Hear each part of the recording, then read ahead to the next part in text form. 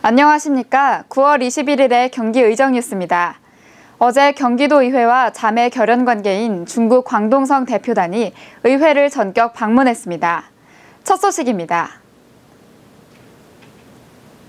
광동성 대표단 방문 소식과 오늘 있었던 상임위원회 추경 예산안 심사 소식 함께 정리했습니다. 중국 광동성 인민대표대회와 경기도의회는 지난 1999년부터 친선관계를 이어오고 있습니다. 광동성 인민대표대회 의원들과 공무원들로 구성된 14명의 대표단이 20일 오후 의회를 방문했습니다. 방문단은 의회와의 간담회를 통해 앞으로 첨단 산업과 에너지 산업 분야 등에서 광동성과 한국 간 상호 협력이 더욱 강화될 것이라고 말했습니다.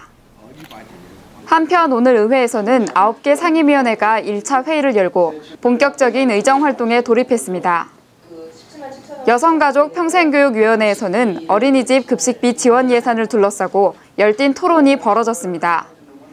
이번 추경 예산에 편성된 급식지원금은 5억 5천만 원이며 민간 어린이집 보육료 추가 지원건에 대해서는 지속적으로 논의하기로 했습니다. 기획위원회 소관인 기획행정실 예산심사에서도 급식비 지원 문제가 제기됐습니다. 일부 의원들이 유치원과 어린이집의 형평성 문제를 지적하며 어린이집의 차액 보육료 지원을 고려해달라고 집행부에 요청했습니다. 최종 급식 예산액은 예산결산위원회에서 확정됩니다.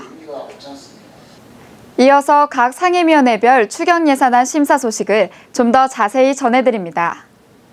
도시환경위원회에서는 환경국을 비롯한 6개 소관실국의 예산안 심사가 진행됐습니다. 의원들은 환경국 예산 중 누리길 조성 사업에 대해 특정 지역에 치중하지 말고 다양한 지역을 골고루 지원해달라고 당부했습니다. 또한 과도한 시설물 설치로 환경을 훼손하는 일이 없도록 해달라고 주문했습니다. 문화체육관광위원회에서도 문화체육관광국 등 소관실국 3곳의 예산안을 검토했습니다. 의원들은 문화관광 박람회 예산이 3천만 원에 불과한 것을 예로 들며 사업 규모에 맞는 실질적인 예산 편성을 요청했습니다.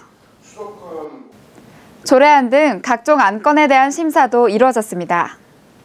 보건복지공보위원회에서는 4건의 의원 발의 안건을 심사했습니다. 이 중 노숙인 보호 및 자립 지원을 위한 조례안과 효행 장려 및 지원을 위한 조례안은 노숙인과 노인 등 사회적 약자를 위한 내용으로 눈길을 끕니다.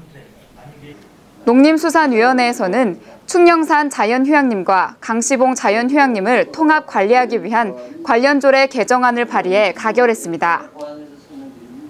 건설교통위원회에서도 각종 조례안을 심도 있게 심사했습니다. 특히 평창올림픽 지원을 위한 동서철도 건설 촉구 결의안 등 2건의 결의안을 채택했습니다. 교육위원회에서도 학교 도서관과 독서 교육을 연계하여 발전시키기 위한 조례안 등 2건의 조례안을 심사하여 본회의에 상정했습니다. 한편 행정자치위원회에서는 공유재산 관리계획 변경안에 대한 심사가 진행됐으나 집행부의 미흡한 사업 파악과 부족한 자료 준비로 심사가 보류됐습니다. 상임위원회 추경 예산안 심사와 조례안 등 각종 안건 심사 활동은 내일도 이어집니다. 이것으로 경기의정 뉴스를 마칩니다. 고맙습니다.